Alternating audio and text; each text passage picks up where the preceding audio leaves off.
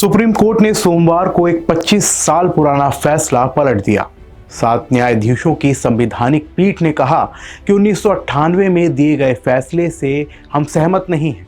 रिश्वत लेकर सदन में वोट डालने और सवाल पूछने के लिए सांसदों और विधायकों को विशेष अधिकार के तहत मुकदमे में छूट नहीं मिलेगी। दरअसल सीबीआई ने दुमका के जामा से जेएमएम विधायक सीता सोरेन पर आरोप लगाया कि उन्होंने रिश्वत लेकर 2012 में राज्यसभा चुनाव में वोट दिया है। इस मामले के खिलाफ सीता ने सुप्रीम कोर्ट में याचिका दायर की। इससे पहले भी 1993 और 2008 में नोट फॉर वोट के मामले सामने आ चुके हैं। नमस्कार, मैं हूं आपके साथ शुभम गुप्ता और आप देखना शुरू कर चुके हैं जनहित टाइम्स। आज के इस वीडियो में हम जानेंगे 1998 के सुप्रीम कोर्ट के फैसले की कहानी, जिसे आज संवैधानिक पीठ ने पलट दिया है। साथ ही हम 2008 और 2012 में नोट फॉर वोट यानी कि रिश्वत से लेकर सांसदों के वोटिंग के किस्से भी जानेंगे। तो शुरुआत करते हैं सुप्रीम कोर्ट के 1998 में दिए गए फैसले के बारे में। 1991 में आम चुनावों में 244 सीटें कांग्रेस ने जीती और दूसरे दलों के समर्थन से पीवी नरसिम्हा राव प्रधानमंत्री बने। राव सरकार को 1991 से 1993 के बीच 3 बार अविश्वास प्रस्ताव का सामना करना पड़ा था। इसमें सबसे चर्चित जुलाई 1993 का अविश्वास प्रस्ताव रहा। दरअसल 26 जुलाई 1993 को संसद के मॉनसून सत्र में सीपीआई के सांसद अजय मुखोपाध्याय ने राव सरकार के खिलाफ अविश्वास प्रस्ताव रखा। इस प्रस्ताव की 2 मुख्य वजह रहीं। राव सरकार के दौरान 1991 में आर्थिक उदारीकरण और 1992 में बाबरी विध्वंस। उस समय लोकसभा में 528 सांसद थे। दावा किया गया कि सरकार के पक्ष में केवल 251 सांसद ही थे, यानी बहुमत से 14 कम। जब 28 जुलाई 1993 को अविश्वास प्रस्ताव पर वोटिंग हुई तो सरकार के पक्ष में 265 वोट पड़े और विपक्ष में 251 वोट पड़े। राव सरकार बचाने के लिए झारखंड मुक्ति मोर्चा यानी कि जेएमएम के 4 सांसदों ने भी मतदान किया था। फरवरी 1996 को राष्ट्रीय मुक्ति मोर्चा के रविंद्र कुमार ने सीबीआई में शिकायत करते हुए कहा कि 1993 में अविश्वास प्रस्ताव के खिलाफ वोटिंग करने के लिए जेएमएम के 4 सांसदों समेत कुल 12 सांसदों को 3 करोड़ से अधिक की रिश्वत दी गई थी और आपराधिक साजिश रची गई थी। इस मामले में सीबीआई ने जांच के बाद कहा कि तत्कालीन पीएम नरसिम्हा राव और कांग्रेस नेता बूटा सिंह ने जेएमएम के 4 सांसदों को अविश्वास प्रस्ताव के खिलाफ वोटिंग के लिए रिश्वत दी थी। इन सांसदों में झारखंड के पूर्व मुख्यमंत्री शिबू सोरेन, सूरज मंडल, शैलेंद्र महतो और साइमन मरांडी थे। बाद में शैलेंद्र महतो सरकारी गवाह बन गए थे और उन्होंने कहा था कि उन्हें प्रस्ताव के खिलाफ वोटिंग करने के लिए 50-50 लाख रुपए दिए गए थे। इसके बाद सीबीआई ने 3 चार्जशीट कोर्ट में सौंपी थी। अक्टूबर 1996 में पहली चार्जशीट में शैलेंद्र महतो की गवाही के आधार पर तत्कालीन पीएम नरसिम्हा राव, कांग्रेस नेता सतीश शर्मा और बूटा सिंह समेत 4 जेएमएम सांसदों को इस मामले में अभियुक्त बनाया गया था। दिसंबर 1996 को दूसरी चार्जशीट में एजेंसी ने कहा कि बी राजेश्वर, कर्नाटक के तत्कालीन सीएम वीरप्पा मोइली और मंत्री एनएम रेवन्ना समेत शराब कारोबारी रामलिंगा रेड्डी और एम थिमागोड़ा ने घूस की रकम जुटाई थी। जनवरी 1997 को तीसरी चार्जशीट आई, जिसमें एजेंसी ने जनता दल के सांसदों समेत अन्य सांसदों को नामित किया था। इनमें अजीत सिंह, राम लखन सिंह यादव, राम शरण यादव, अभय प्रताप सिंह, भजन लाल, हाजी गुलाम मोहम्मद खान, रोशन लाल, आनंदी चरणदास और जीसी मुंडा शामिल थे। ट्रायल कोर्ट ने इन लोगों को दोषी करार दिया। साथ ही राव समेत अन्य को 3 साल की जेल की सजा भी सुनाई। बाद में इस फैसले को सुप्रीम कोर्ट में चुनौती दी गई थी। 1998 में सुप्रीम कोर्ट के 5 जजों वाली बेंच ने 3-2 से इस मामले को रद्द कर दिया था।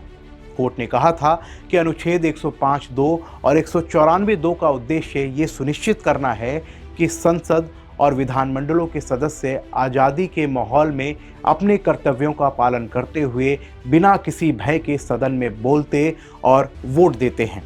इसके लिए वो किसी भी अदालत में कार्रवाई के लिए उत्तरदायी नहीं होते हैं। उन्हें आपराधिक मुकदमा चलाने से छूट प्राप्त है। पीठ में शामिल जस्टिस SP भरूचा ने कहा कि कोई भी सांसद संसद में दिए गए भाषण के लिए अदालत या किसी ट्रिब्यूनल में जवाबदेही नहीं है। वोट को भाषण या उसका विकल्प माना जाता है। वोट चाहे ध्वनि से हो, इशारे से हो या फिर मशीन की सहायता से डाला गया हो, उसे बोले गए शब्दों जैसी ही सुरक्षा दी जाती है। अब आपको बताते हैं नोट के बदले वोट के उस मामले को जो काफ़ी ज़्यादा सुर्खियों में रहा था। मामला 2008 का है। मनमोहन सिंह के नेतृत्व वाली UPA सरकार और अमेरिका के बीच परमाणु समझौते पर बातचीत चल रही थी। सरकार को उम्मीद थी कि इससे परमाणु व्यापार को लेकर भारत का 30 साल का वनवास खत्म हो जाएगा। इस समझौते का भारत के भीतर ही नहीं बल्कि अंतर्राष्ट्रीय स्तर पर भी विरोध हो रहा था। मुख्य विपक्षी पार्टी BJP भी इसका विरोध कर रही थी, लेकिन सरकार पर तब संकट आ गया जब गठबंधन में शामिल लेफ्ट पार्टियों ने अपना समर्थन वापस ले लिया। उस समय लेफ्ट के करीब 60 सांसद थे। लेफ्ट पार्टियों का कहना था कि समझौता भारत की ऊर्जा सुरक्षा की ज़रूरतों को पूरा नहीं कर पाएगा।